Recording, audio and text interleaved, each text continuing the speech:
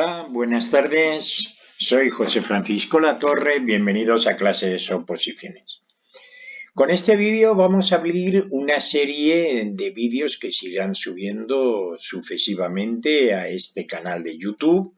Podéis suscribiros en la parte de abajo para recibir notificaciones de todos los vídeos si estáis interesados con la temática y el contenido de este canal. A través de esta serie que se denomina La Ley para ti, vamos a intentar acercarte determinados textos legales que pueden ser interesantes o que generan un gran debate social, que sabemos que se han publicado una serie de leyes pero que desconocemos el contenido. Aquí no vamos a añadir jurisprudencia ni entrar en excesivos tecnicismos, simplemente una ligera explicación sobre el contenido de cada una de esas leyes.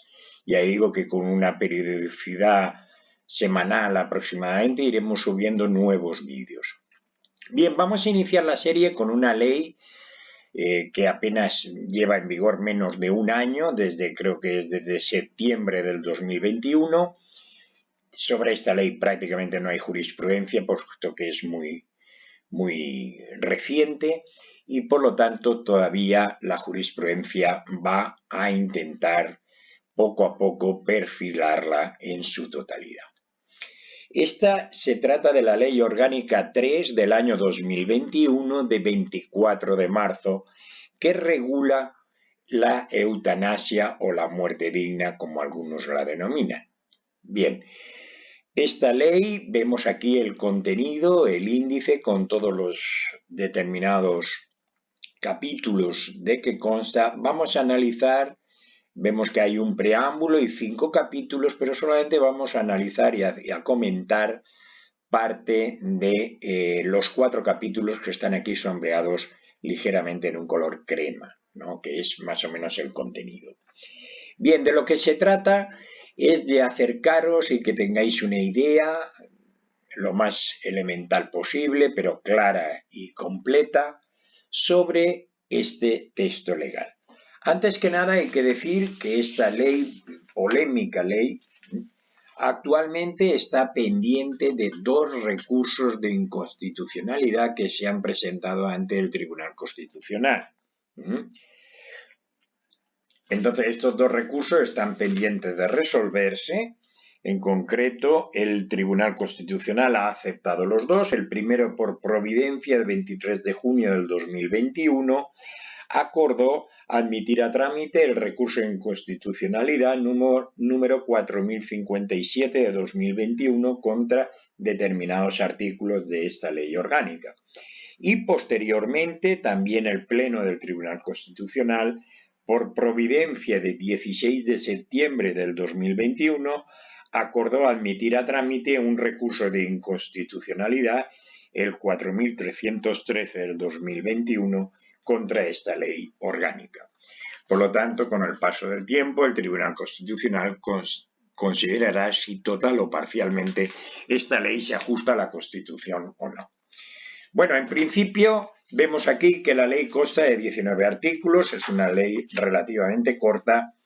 El último capítulo de la comisiones de garantía y evaluación, sobre eso apenas vamos a hablar, puesto que estos son aspectos, digamos, administrativos, burocráticos, que se salen un poco de lo que pretendemos aquí explicar.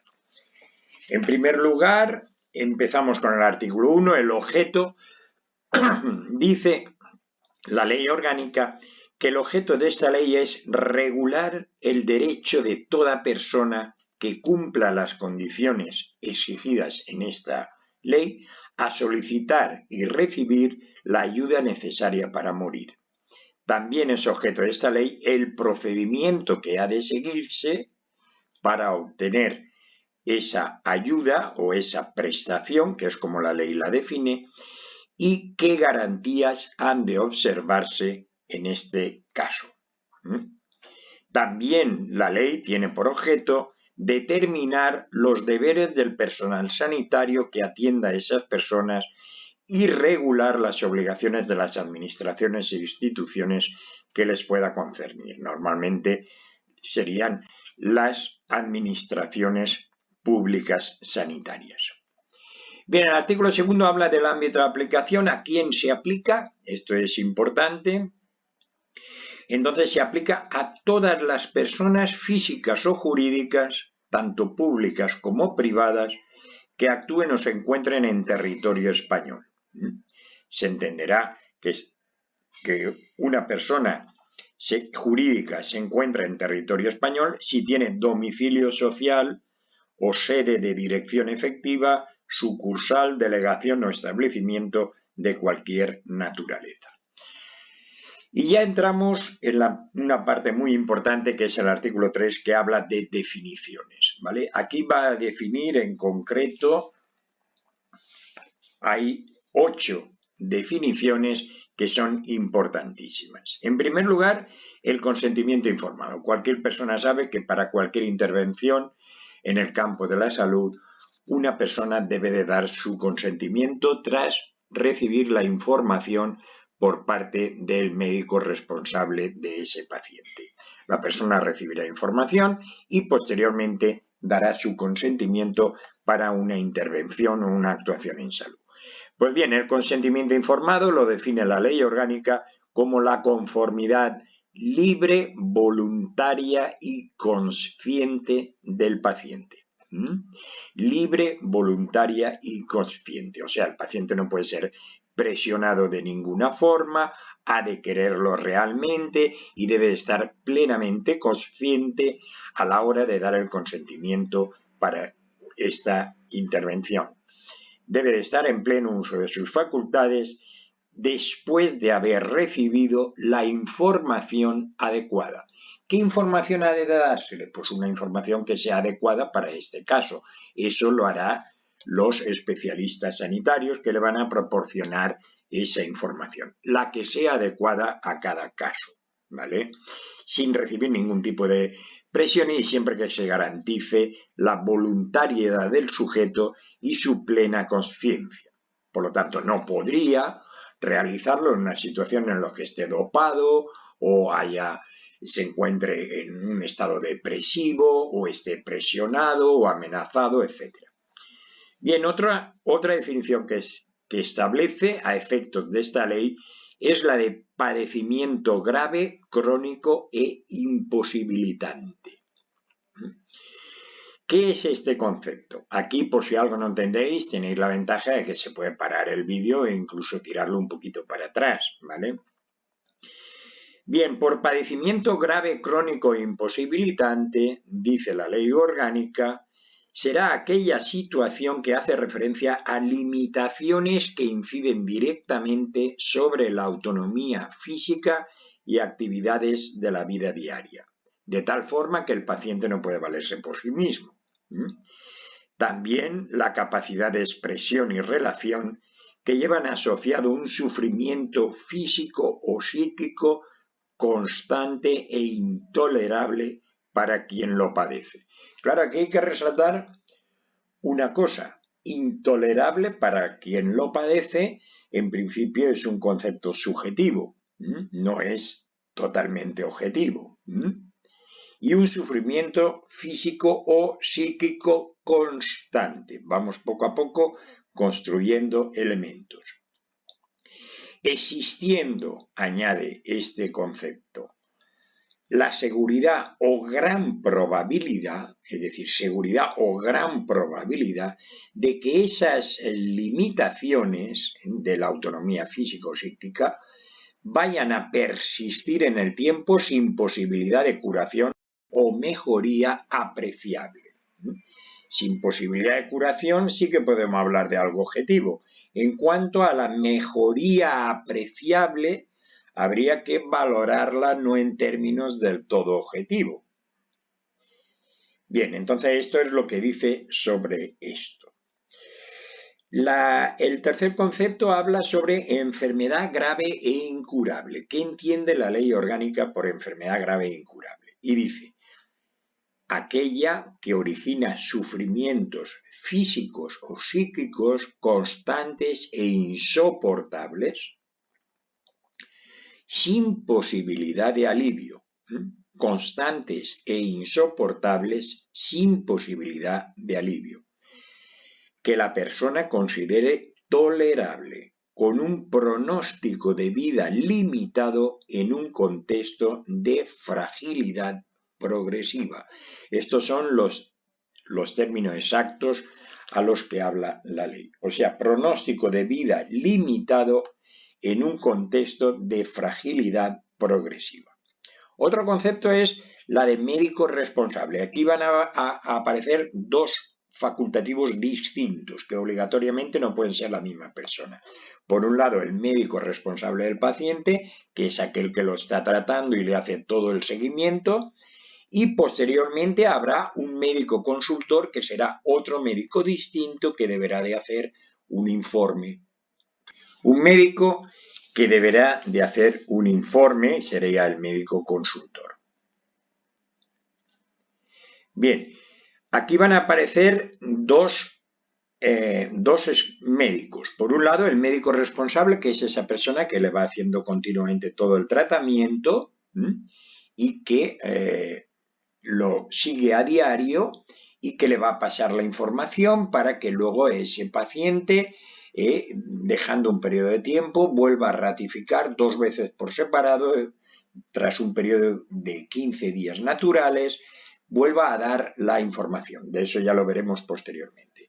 Pero es que posteriormente habrá otro médico distinto del responsable del paciente, que será el médico consultor, que va a hacer un informe dando si es favorable o no esa intervención.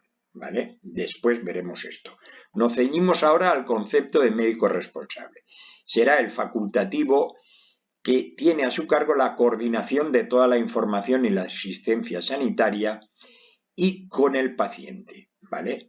Es el interlocutor principal del paciente durante todo el proceso asistencial. Este va a ser el médico responsable. Y posteriormente el médico consultor es el facultativo con formación en el ámbito de las patologías que padece el paciente, depende del tipo de enfermedad que tenga, y que no pertenece al mismo equipo del médico responsable. Es decir, tiene que ser otra persona que no forme parte del equipo que lo está tratando.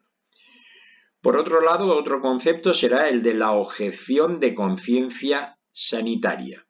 El derecho individual, dice la ley, de los profesionales sanitarios a no atender aquellas demandas de actuación sanitaria, como sería en este caso, que consideren incompatibles con sus propias convicciones. Esto es la objeción de conciencia plena. Lógicamente, todo profesional sanitario tiene derecho a ella, es un derecho fundamental.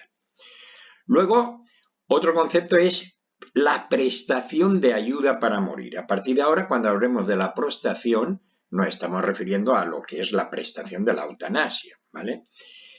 Se trata de una acción derivada de proporcionar los medios necesarios a una persona que cumpla los requisitos de esta ley, repito, que cumpla los requisitos de esta ley, y que ha manifestado su deseo de morir.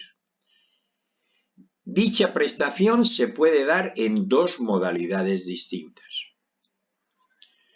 Por un lado, tenemos la administración directa al paciente de una sustancia por parte de los sanitarios, sería la modalidad A, y la modalidad B sería la prescripción o suministro al paciente de una sustancia para que se la pueda autoadministrar, causándole su propia muerte. ¿Vale? Dos modalidades.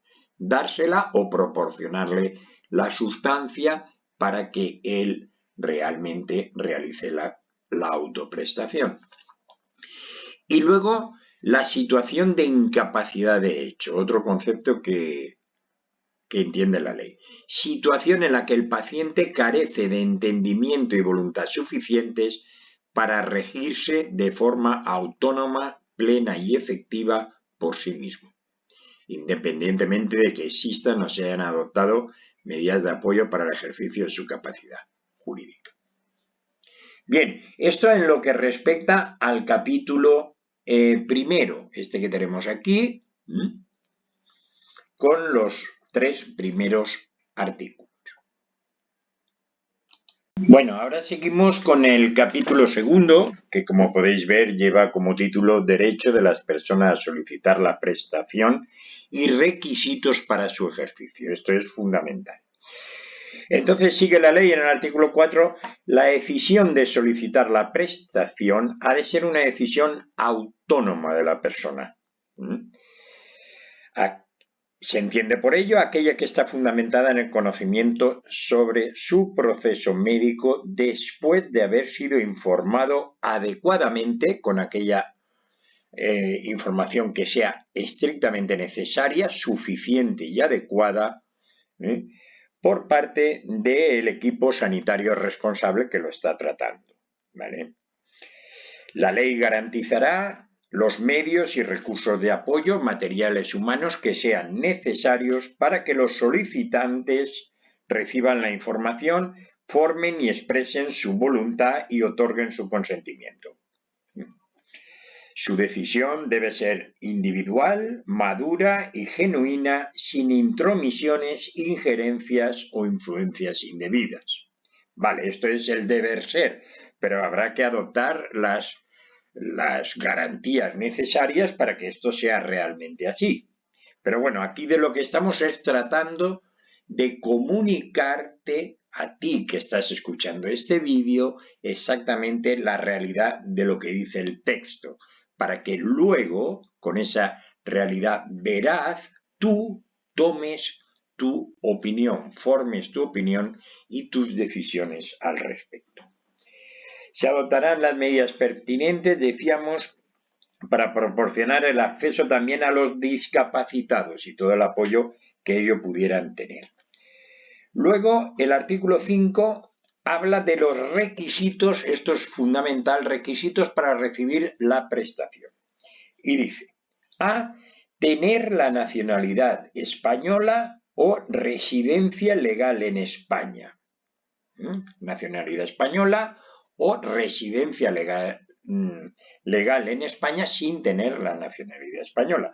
Pero también añade, o certificado de empadronamiento con una duración previa mínima de 12 meses, ¿vale?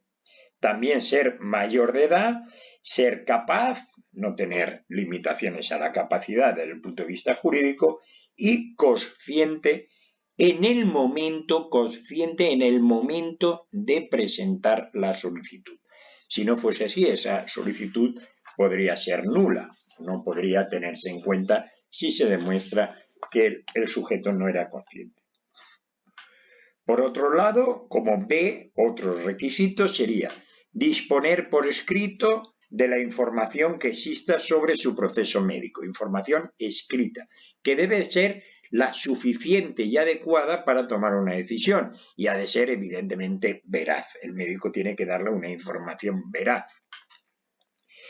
También información sobre las diferentes alternativas y posibilidades de actuación, incluido también la información de decirle que existe la posibilidad de acceder a cuidados paliativos integrales, es decir, cuidados paliativos totales. Esto también se le debe de informar. ¿Qué cuidados paliativos totales? Pues todos los que estén previstos dentro de la cartera común de servicios del Sistema Nacional de Salud, es decir, de ese catálogo de prestaciones que se dan garantizados por el Estado como una obligación hacia el ciudadano respecto a los cuidados paliativos. Todas las prestaciones de cuidados paliativos que se encuentren contempladas dentro de la cartera común de servicios del Sistema Nacional de Salud. También aquellas prestaciones que estén dentro de la ley de dependencia. Bien. Luego, otro requisito, haber formulado 2 solicitudes de manera voluntaria y por escrito. Una primera y posteriormente, tras un plazo, una segunda. Si no pudiera ser por escrito, por otro medio que permita dejar constancia, sin haber recibido ningún tipo de presión externa y dejando una separación de al menos 15 días naturales entre las 2 solicitudes, para que la persona tenga la oportunidad de volverse atrás si lo estima en ese periodo de tiempo. Si el médico responsable considera la pérdida de capacidad del solicitante, que ha perdido capacidad, podrá otorgar el consentimiento informado inminente, podrá aceptar cualquier periodo menor que considere apropiado. Es decir, si ve que la persona en ese periodo de 15 días, durante ese periodo de 15 días, puede perder, digamos, su capacidad, entonces puede acortar el periodo para que sea menor de los 15 días. Otro requisito será sufrir una enfermedad grave e incurable, donde la ciencia no pueda actuar ni garantizar absolutamente nada, o un padecimiento grave, crónico e imposibilitante. Grave, crónico e imposibilitante. Todo ello certificado por el médico responsable. Y finalmente, otro requisito, prestar consentimiento informado previamente a recibir la prestación de ayuda para morir. Dicho consentimiento se incorporará a la historia clínica del paciente y allí constará. Hay casos en los que el médico responsable puede certificar que el paciente no se encuentra en pleno uso de sus facultades ni puede prestar su conformidad de forma libre, voluntaria y consciente para realizar las solicitudes. Si ha suscrito con anterioridad un documento de instrucciones previas. Es decir, esto quiere decir que si la persona en ese momento no está consciente para hacer las solicitudes, pero anteriormente hizo un testamento vital o unas voluntades anticipadas o unas instrucciones previas, es decir, una declaración a través de un documento legalmente reconocido donde él estipulaba que si llegado el momento en una situación como esta deseaba morir o que se le aplicase la eutanasia, entonces, como en ese momento no puede solicitar porque está, digamos, incapacitado, si existiera ese documento previo, se aplicaría ese documento previo tomándolo como la voluntad real del paciente que posteriormente no fue modificada.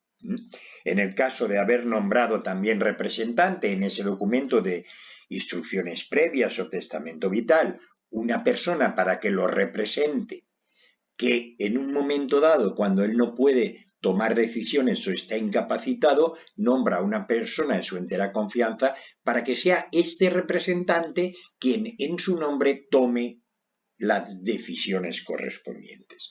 Es decir, si él ha deseado previamente y por escrito en un documento legalmente autorizado como estos, su voluntad de que se le aplicase la eutanasia, o nombró a un representante para que decida y ese representante lo decide en ese momento, pues entonces también se podrá llevar a cabo la prestación.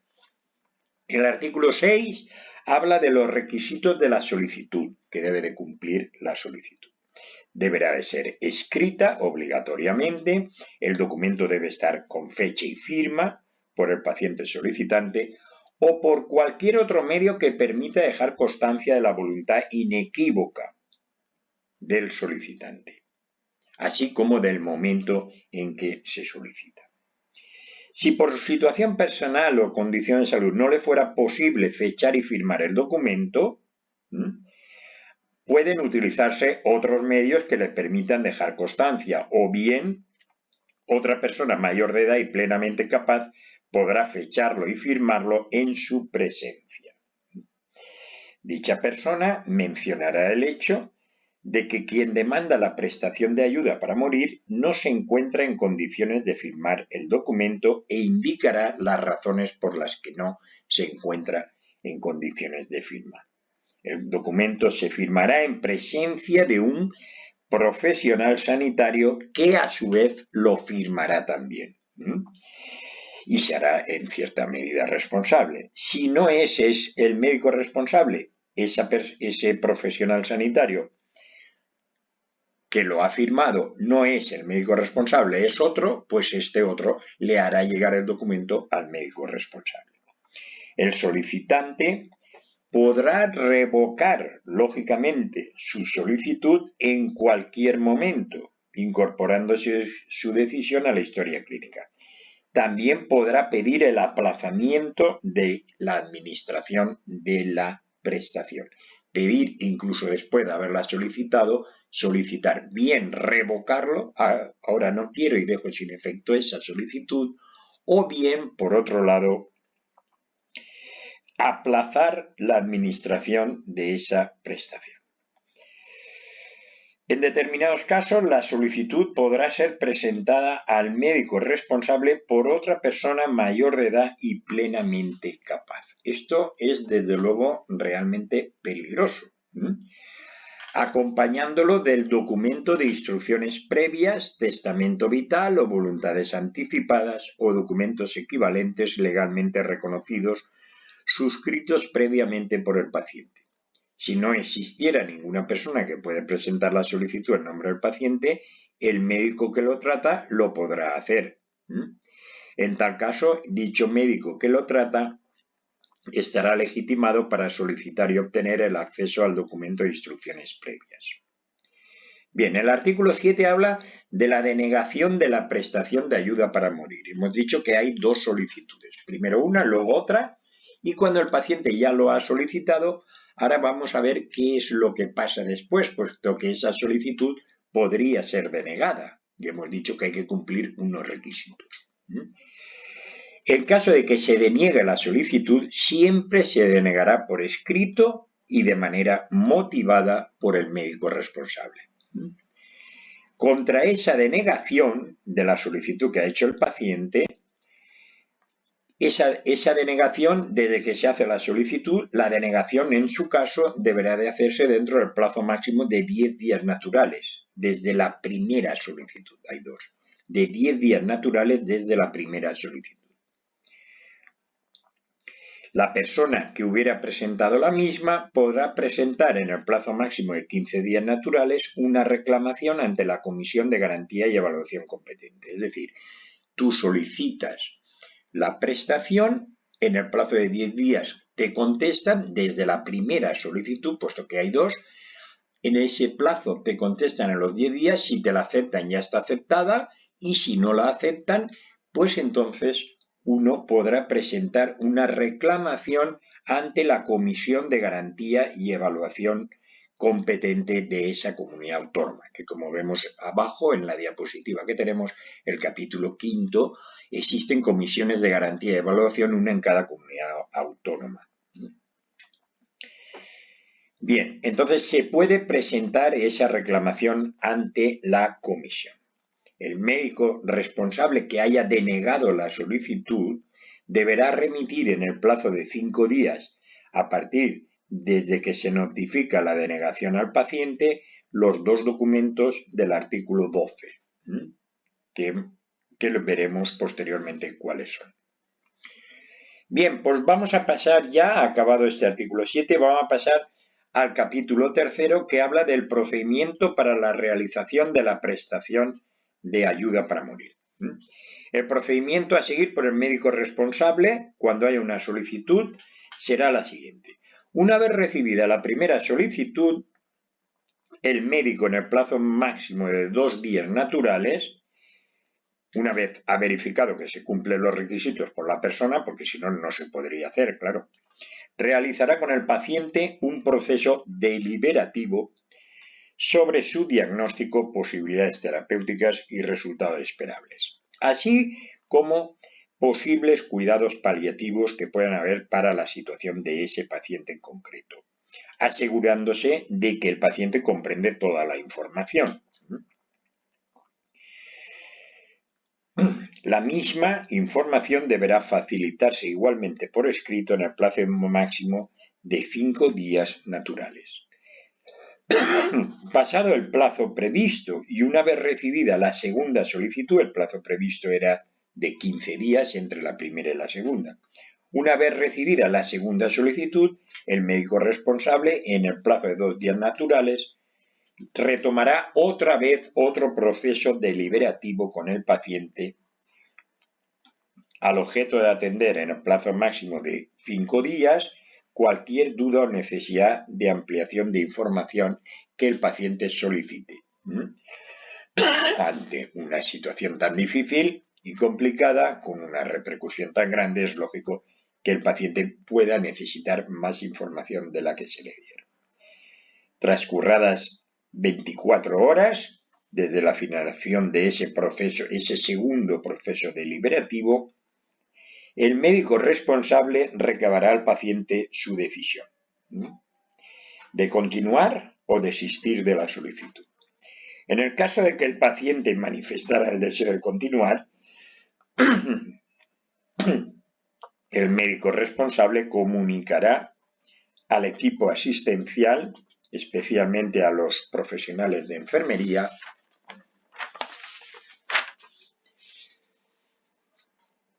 en el caso de que así lo solicitara el paciente, también a los familiares o allegados, solo si lo solicita el paciente. Igualmente deberá recabar del paciente la firma del documento del consentimiento informado. Es decir, el médico pues comunicará a todo el equipo asistencial, incluidos sobre todo los de enfermería, y también, si el paciente lo ha solicitado, a sus familiares o allegados. Y a su vez el médico le conseguirá el consentimiento informado que sea firmado por parte del paciente. Si el paciente, sin embargo, en vez de continuar, decidiera desistir tras ese segundo proceso deliberativo, el médico responsable pondrá este hecho en conocimiento del equipo asistencial que está tratando al paciente con él. Luego, una vez finalizado esto, el médico responsable deberá consultar a un médico consultor que deberá corroborar el cumplimiento de las condiciones en el plazo máximo de 10 días naturales. Desde la segunda solicitud. A cuyo efecto redactará un informe que pasará a integrarse en la historia clínica del paciente. Las conclusiones de dicho informe se comunicarán al paciente en el plazo máximo de 24 horas desde que se hace ese informe por parte del médico consultor. Si el informe es desfavorable del médico consultor sobre el cumplimiento de las condiciones, el paciente podrá recurrir este informe ante la Comisión de Garantía y Evaluación de su comunidad autónoma respectiva. Una vez cumplido lo previsto anteriormente, el médico responsable, antes de la realización de la prestación de ayuda para morir, lo pondrá en conocimiento del presidente de la Comisión de Garantía y Evaluación en el plazo máximo de 3 días hábiles. Bueno, aquí todo esto, el problema es liarse un poco con los plazos, pero vamos, podemos revisar esto, tirarlo un poquito para atrás e incluso hacerse alguna anotación. Luego, en el artículo 9, pasamos al procedimiento a seguir cuando se aprecie que haya una situación de incapacidad de hecho, que la hemos definido al principio en el artículo 3, donde estaban las definiciones, que es exactamente una incapacidad de hecho. Está definida en el artículo 3.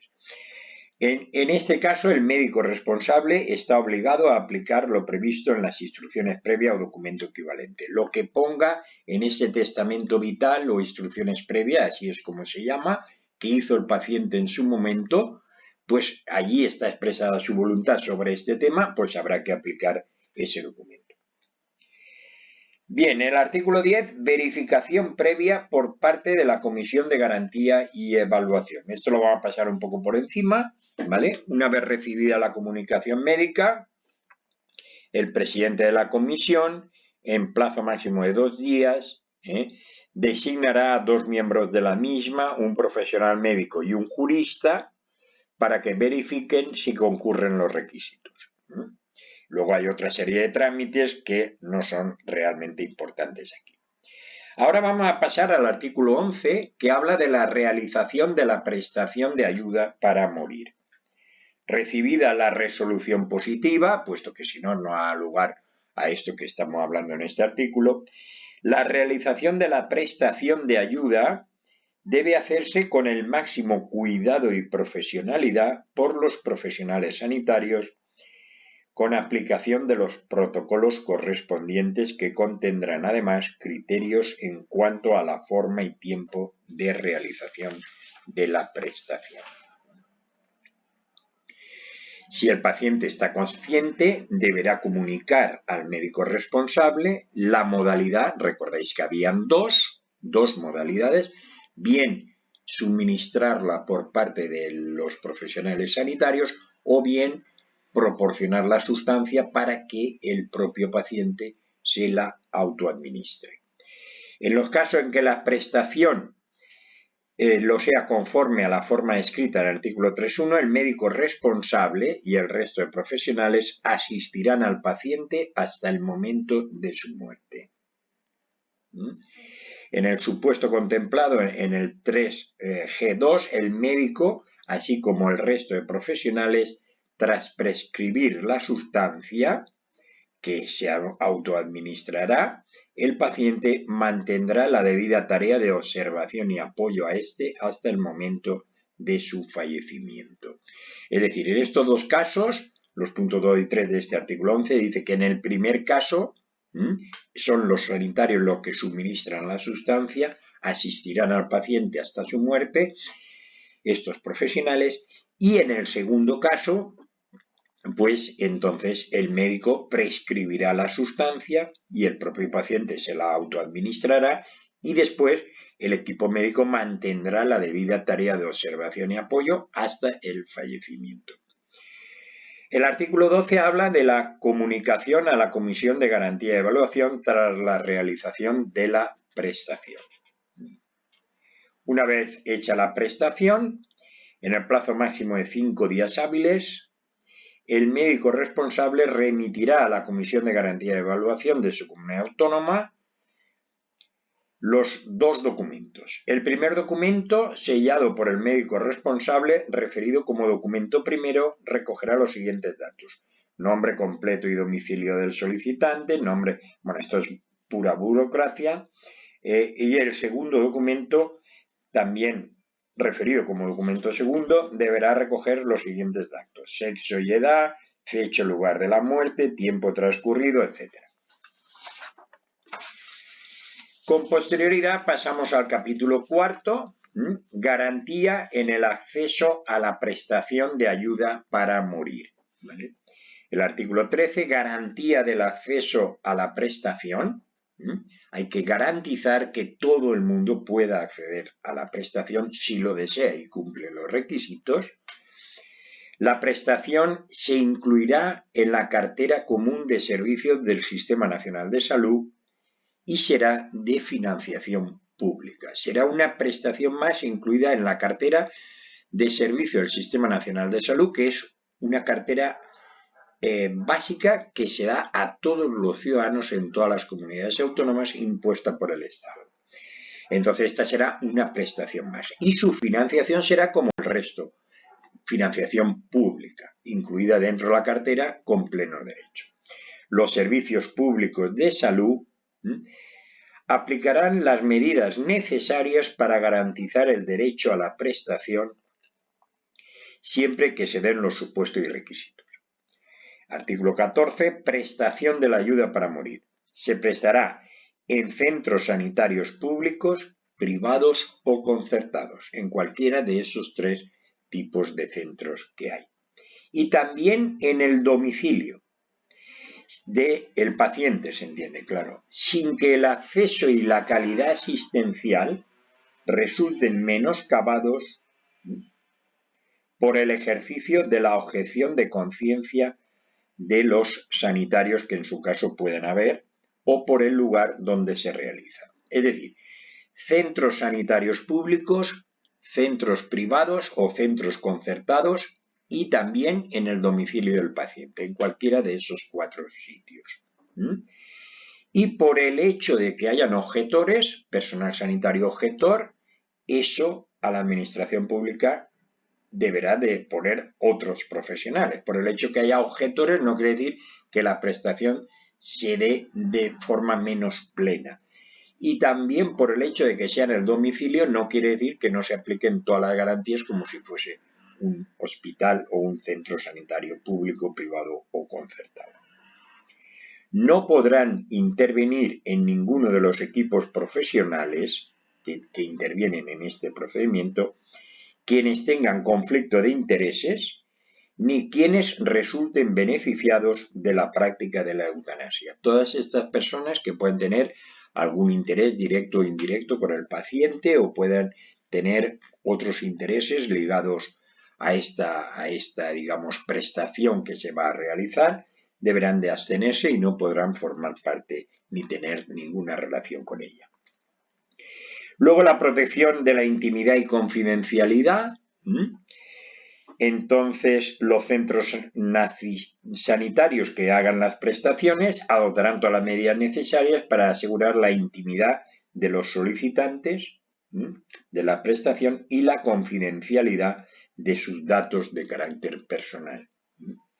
También los centros deberán contar con sistemas de custodia activa de las historias clínicas de los pacientes e implantarán el tratamiento de los datos las medidas de seguridad del más alto nivel que exista.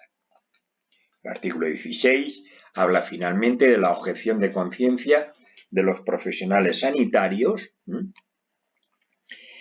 Evidentemente, los profesionales directamente implicados en este tipo de prestación podrán ejercer su derecho a la objeción de conciencia. Rechazo o negativa a realizar la prestación por razones de conciencia es una decisión individual del profesional sanitario, la cual deberá manifestarse anticipadamente y por escrito. Por lo tanto, se deberá, todas aquellas personas, profesionales sanitarios, que no quieran realizar este tipo de prácticas, deberán de hacerlo constar antes, por escrito.